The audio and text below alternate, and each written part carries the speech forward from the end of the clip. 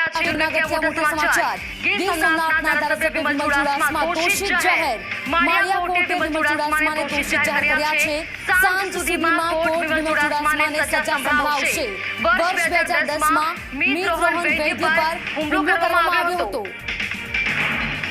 holiday camp પાસે આ ઘટના બની હતી ત્યારે હવે આખરે દોષિત જાહેર કરવામાં આવ્યા છે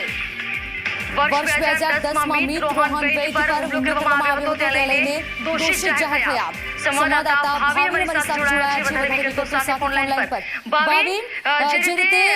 હવે ધારાસભ્ય વિમલ ચુડાસમા દોષિત જાહેર થયા છે સાંજ સુધીમાં સજા પણ સંભળાવવામાં આવશે શું વધારે વિગતો પ્રાપ્ત થઈ રહી છે हाँ જે રીતે જોવામાં આવે તો જે ગીર સોમનાથના ધારાસભ્ય છે તેને મૂળ માળિયા ચોરવાડના વતની છે તેવા વિમલ ચુડાસમાએ હોલિડે કેમ્પ પાસે જે રોહન વૈદ્ય નામનો વ્યક્તિ હતો તેની ઉપર હુમલો કરવાની ઘટના બની હતી આ ઘટના 2010માં બની હતી ત્યારે કોર્ટે આજે જે માળિયા કોર્ટ છે તેને દોષિત જાહેર કર્યા હતા અને જે રીતે સમાચાર મળી રહ્યા છે કે 6 માસની સજા ફટકારવામાં આવી છે તેની સહિત 4 લોકો પણ સામે છે સાથે ત્યારે વિમલ ચુડાસમા ધારાસભ્ય તે સહિતના 4 વ્યક્તિઓને 6 માસની સજા ફટકારવામાં આવી છે ત્યારે આ બાબતે જે સજા ફટકારવામાં આવી છે ત્યારે ધારાસભ્ય